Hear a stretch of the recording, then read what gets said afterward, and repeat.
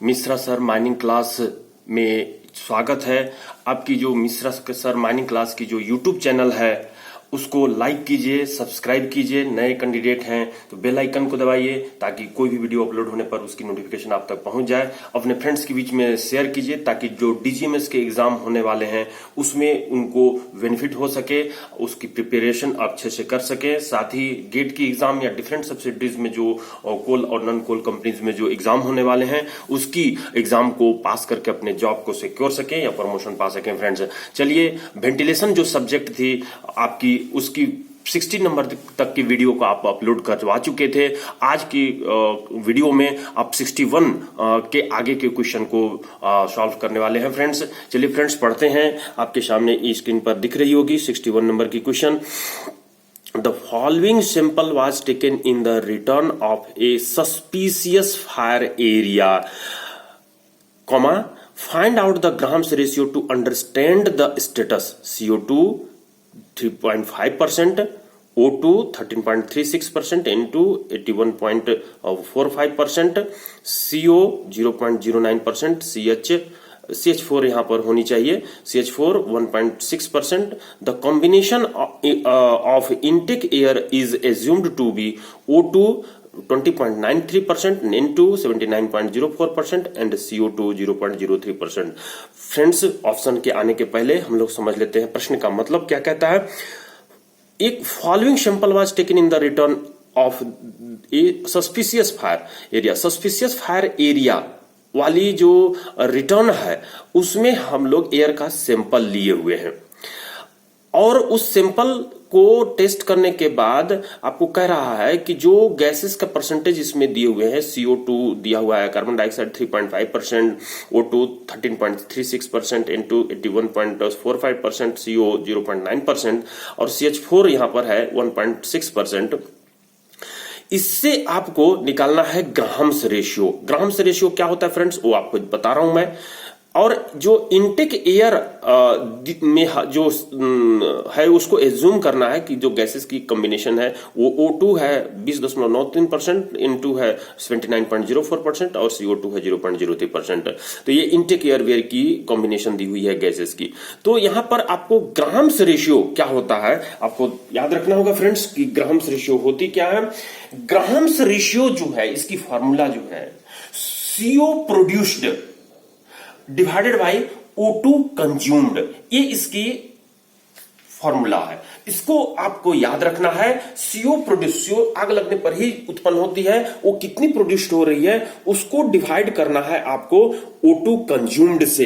तो यहां पर मैं आपको स्क्रीन में दिखा भी रहा हूं कि कितनी क्या फॉर्मूला लिखी हुई है, इंटू 100 हम लोग करेंगे।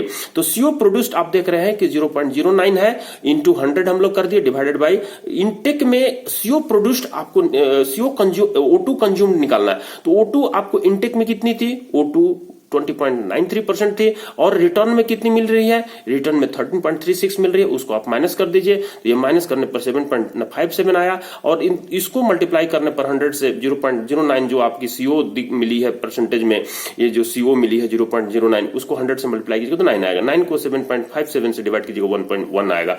आप ऑप्शन में तुरंत टिक लगा सकते हैं कि डी का 1.1 नंबर आ रहा है। तो ये जो 1.1 आई इससे आपको पता करना है कि ग्राम्स रेशियो से पता करना है जो 1.1 आई कि आग का फायर का स्टेटस क्या होगा। तो फायर का स्टेटस जो है इग्निशन की ओर प्रगत रहेगा। फ्रेंड्स, इग्निशन की ओर प्रगत रहेगा। इग्निशन चालू हो गई है। यहां पर हम लोग 61 कर लिए। अब आते हैं 62 में। ये देखिए फ्रेंड्स क्या कहता है, match the following with respect two grams ratio. Grams ratio पर प्रश्न यहां पर दिया हुआ है कि ग्राम्स रेशियो के रिस्पेक्ट में मैच करना है। यहां पहले कॉलम में आपको स्टेटस ऑफ फायर दी हुई है और दूसरे कॉलम में दिया हुआ है ग्राम्स रेशियो। तो ये जो ग्राम्स रेशियो है जिसको आप कह रहे हैं कि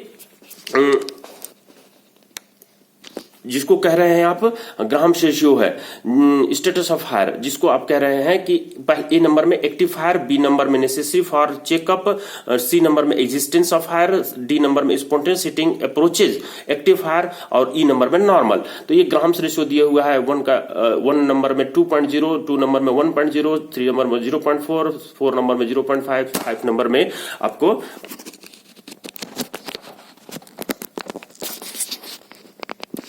फ्रेंड्स थोड़ी सी डिस्टर्ब हो गई है, चलिए कोई बात नहीं।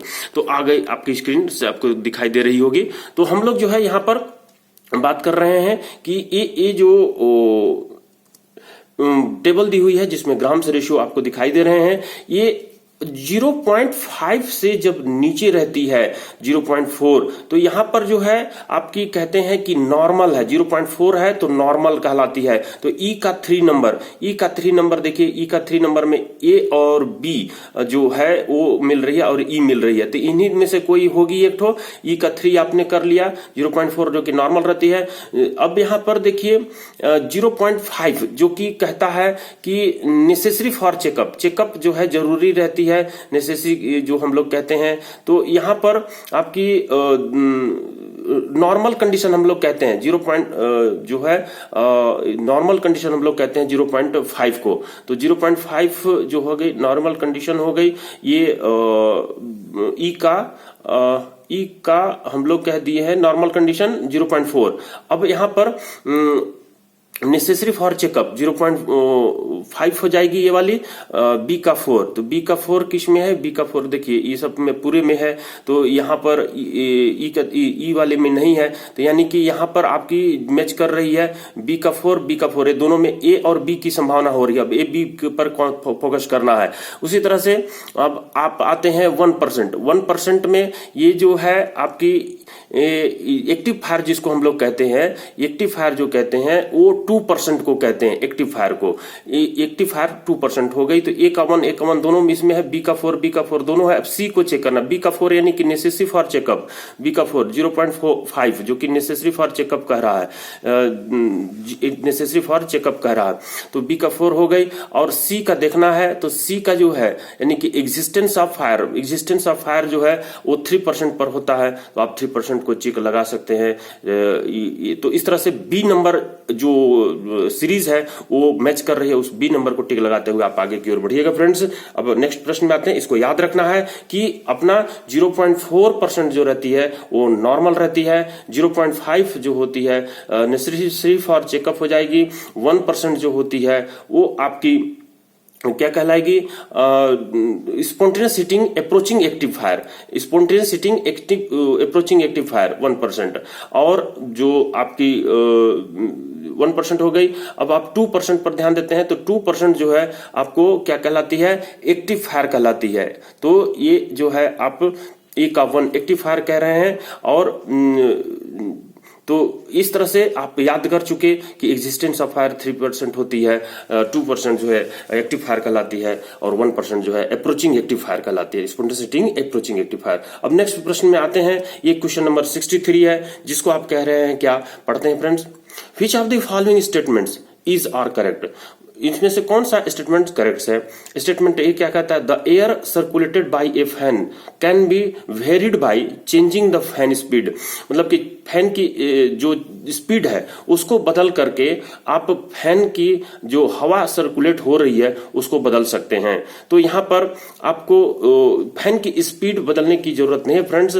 आप देखिएगा, मैं यहाँ पे कंपैरिजन किया हूँ, टेबल काटा हूँ, टेबल कट पेस्ट किया हूँ। स्टेटमेंट बी देखिए, an air screw fan. Air screw fan को हम लोग एक्सेल फ्लो फैन भी बोलते हैं। Requires more space for installation compared to a centrifugal fan. Centrifugal fan के सापेक्ष में मोर स्पेस की जरूरत पड़ती है। तो ये रॉन्ग स्टेटमेंट है, इसको आप कंसिडर नहीं करेगा, करेक्ट नहीं है। तो स्टेटमेंट सी पर पढ़ते हैं। An air screw fan is more suited for high pressure and less volume. कम वॉल्यूम यानी कम क्वांटिटी की जरूरत पड़ती है और हाई प्रेशर की जरूरत पड़ती है एयर स्क्रू के लिए। तो यहां पर देखिए, pressure developed and velocity of air जिसको आप कह रहे हैं, उसमें सेंट्रीफ्यूगल फैन में पुअर रहती है और एक्सेल फ्लो फैन में हायर रहती है। तो यहाँ पर जो हाई मिल रही है प्रेशर एक्सेल फ्लो फैन में, तो इस तरह से जो स्टेटमेंट सी जो होगी वो करेक्ट होगी। यहाँ पर फैन की स्पीड चेंज करके आप फैन से एयर की मात्रा को सर्कुलेट नहीं कर सकते हैं। अपन लोग जनरली फैन की स्पीड कांस्टेंट स्पीड पर ही चलाते हैं। तो ये जो है आपकी ऑप्शन ए को टिक लगाते हुए आगे की ओर आप बढ़िएगा। ठीक है, ऑप्शन ए सी के साथ इसकी संभावना बनती थी, लेकिन सी के साथ बी दिया हुआ है, जो कि बी कभी भी हो ही नहीं सकता। तो इसलिए आप जो है सी स्टेटमेंट सी ओनली को राइट करते हुए आप आगे बढ़िए टिक लगाते हुए। ये देखिए क्वेश्चन 64 क्या कहता है। क्वेश्चन 64 कहता है ए fan ventilating heading through a duct of 1200 millimetre diameter. Fan ventilate कर रहा है डक्ट के थ्रू, जिसकी डायमीटर जो है 1.2 मीटर है या 1200 मिलीमीटर कह सकते हैं, जो सर्कुलेट कर रहा है 16 क्यूबिक मीटर पर second of air at the face के पास इतनी हवा सर्कुलेट कर रही है। Calculate the kinetic energy of air living the duct.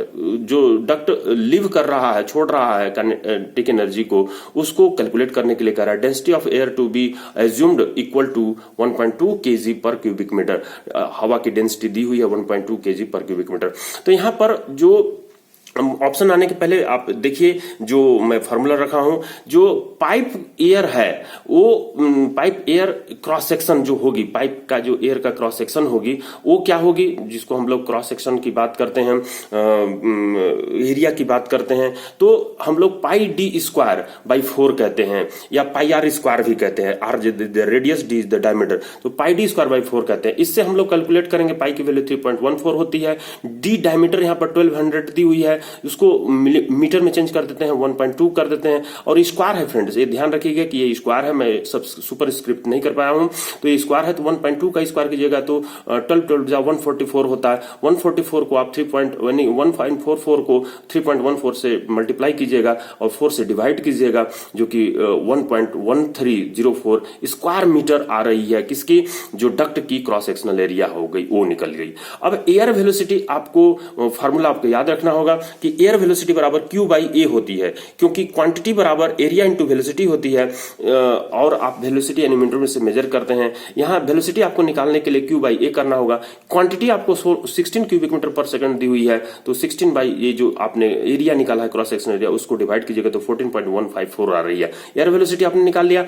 अब मास जो होती है आपको याद रखना होगा, 6, 7, 8, 9 क्लास में पढ़े होंगे कि मास बराबर होती है density into quantity. Density into quantity, density दिया हुआ है 1.2, प्रश्न में ही दिया हुआ है 1.2 kg पर क्यूबिक मीटर, वो रख दिए। और क्वांटिटी अभी आप निकाला है जो 16 जो प्रश्न में दी हुई है 16, उसको मल्टीप्लाई कर दिए तो ये आ गई केजी पर क्यूबिक मीटर में।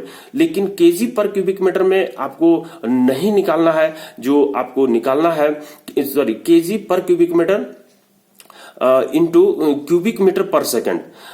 क्यूबिक मीटर पर सेकंड, ये जो केजी पर क्यूबिक मीटर है 1.2 और 16 जो है क्यूबिक मीटर पर सेकंड है, उसको आप देखिएगा तो क्यूबिक मीटर कट जाएगी और यहां पर आएगी आपके मास जो है 19.2 kg।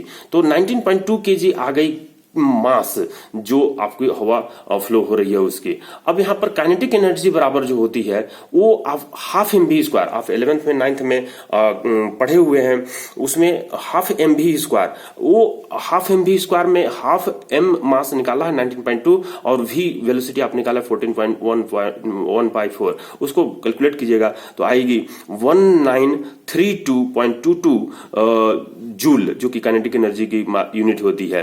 तो ये आप 1932 किसके नियर अबाउट है, तो 191 के नियर अबाउट है। तो आप जो है ये नंबर को टिक लगाते हुए आगे की ओर बढ़िएगा। यहाँ पर डेसिमल ऊपर नीचे वेरिड होने से थोड़ी बहुत वैल्यू जो है ऊपर नीचे हो गई है। तो इसके लिए मैं रेफरेंस भी यहाँ पे लिखा हूं कि mining supplement volume 2, mining supplement जो वॉल्यूम 4 है उसका पेज 123 पर ही ये क्वेश्चन दी हुई है। हम लोग आगे बढ़ते हैं नेक्स्ट क्वेश्चन पर।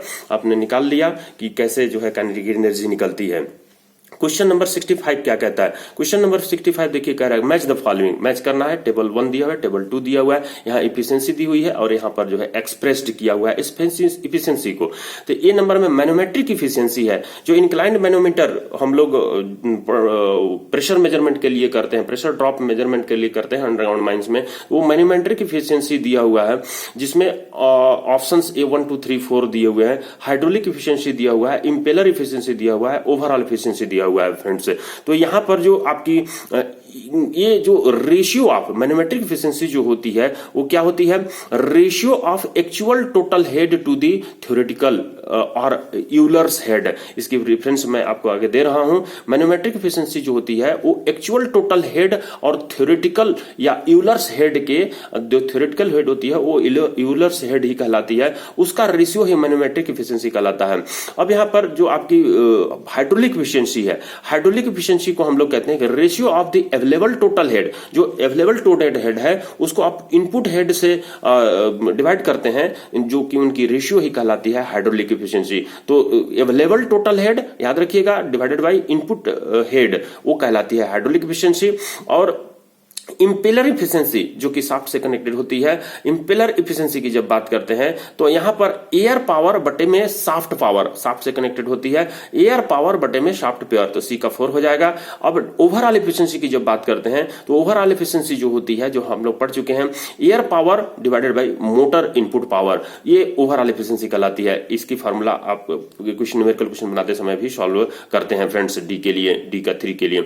तो यहां पर ऑप्शन मैच करता हुआ कौन सा है, देखिएगा ए का 1 आप कहे थे, बी का 2 कहे थे, सी का जो है जो इंपेलर एफिशिएंसी थी उसको 4 कहे थे, तो सी का 4 हो गई, डी का 3 हो गई। तो यहां पर बी नंबर ऑप्शन मैच कर रही है, बी नंबर को टिक लगाते हुए आप आगे की ओर बढ़िए फ्रेंड्स। तो ये हो गई, देखिए वॉल्यूमेट्रिक एफिशिएंसी और जो मैनोमेट्रिक एफिशिएंसी है उसको कट पेस्ट करके लिखा हूं कि क्या होती है। वॉल्यूमेट्रिक एफिशिएंसी आपको याद रखना है कि actual flow temperature divided by theoretical flow temperature. तो यहां पर आप इसको पढ़ भी सकते हैं, volumetric efficiency is the ratio of actual flow out of the pump to the flow out of the pump without any leakage.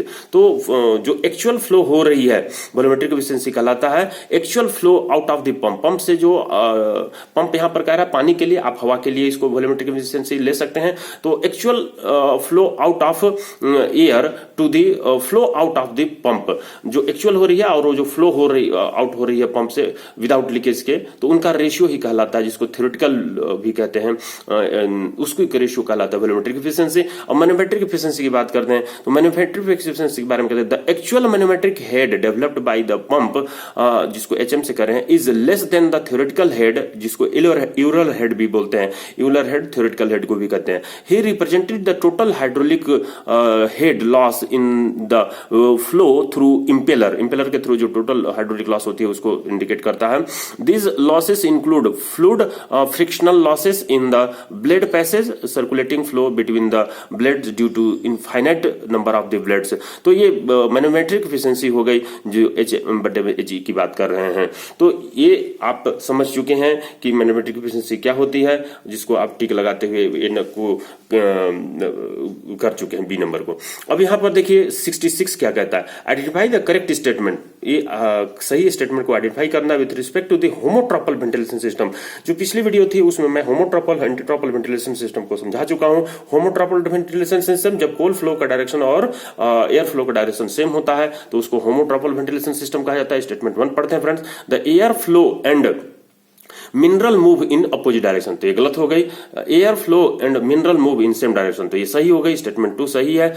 The system ensures that dust heat other pollutants will be vented directly to the outside. तो ये कोयला जो flow होती है उसी direction में हवा निकलती है, तो वो डस्ट को जो कोयला फ्लो होने के कारण से उड़ती है उसको लेकर के हवा जो है बाहर निकल जाती है, आउटसाइड निकल जाती है। तो यहां पर जो है 3 नंबर स्टेटमेंट सही भी होगी, 2 नंबर तो आप कही दिए सही, 2, 3 सही हो गई है। स्टेटमेंट 4 पढ़ते हैं, this system is advantages in case of occurring in the haulage way.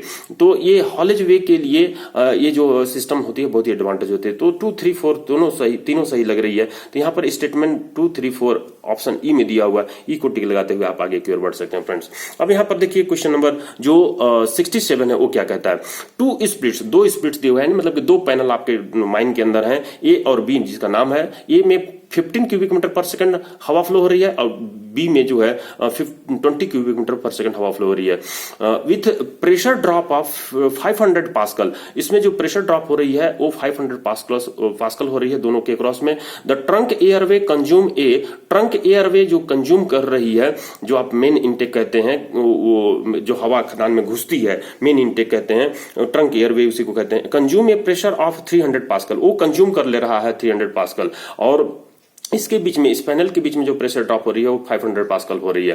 Calculate the size of regulator, size of regulator की कैलकुलेट करना कहता है इन मीटर स्क्वायर में। Required to equalize flow in the two split, दोनों panel में बराबर बराबर हवा मात्रा में पहुंचता रहे, इसके लिए जो रेगुलेटर होगी उसकी साइज पूछ रहा है। Assume the fan pressure to remain constant. अब ये एज्यूम कर रहा है, मानना कह रहा है कि फैन की जो स्पीड है, वो प्रेशर है, वो फैन प्रेशर है, वो कांस्टेंट रखना है।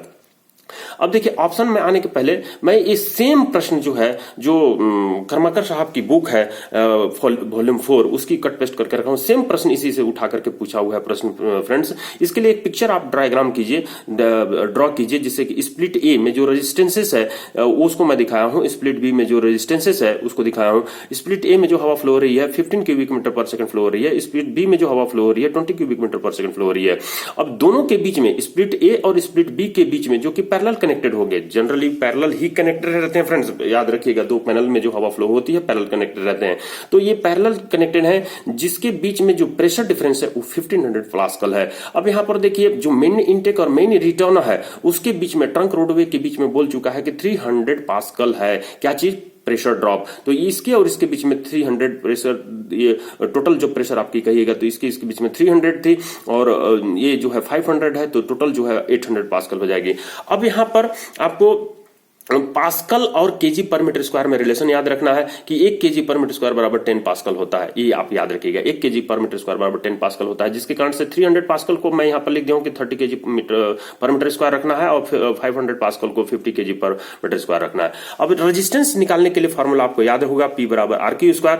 P की वैल्यू 30 दी हुई है, आर आप आर कह दिए हैं एक के लिए, जो कि Q की वैल्यू 35 दी हुई है, जो आप यहां पर लिखे हुए हैं 20 क्यूबिक मीटर और 15 क्यूबिक मीटर, तो 20 क्यूबिक मीटर और 15 क्यूबिक मीटर ट्रंक रोडवे के लिए आप कहिएगा तो दोनों को ऐड हो जाएगी, ट्रंक रोडवे के लिए दोनों ऐड हो जाती है, तो 35 क्यूबिक मीटर हो जाती है। तो आर बराबर यहाँ पर 20 बैच में रेजिस्टेंस जो है निकाल चुके हैं 0.0245 फ्रेंड्स, बहुत इजीली आप निकाल सकते हैं। अब रेजिस्टेंस ऑफ स्प्लिट ए, ठीक उसी तरीके से स्प्लिट ए का रेजिस्टेंस आप जो है निकाल रहे हैं, मतलब पहला पैनल का रेजिस्टेंस निकाल रहे हैं, वो P बराबर आर क्यू स्क्वायर। P जो है 50 क्यूबिक मीटर 50 जो है केजी पर मीटर स्क्वायर हो गई है, और बराबर आर ए स्प्लिट के लिए है, और ये में जो हवा फ्लो हो रही है 15 फ्लो हो रही है, 15 रख करके आर ए निकाल सकते हैं 0.222 20 बैच। अब यहाँ पर रेजिस्टेंस फॉर स्प्लिट बी के लिए जो रेजिस्टेंस आप निकालिएगा, इसके लिए जो रेजिस्टेंस निकालिएगा उसके लिए हवा की मात्रा दी हुई है,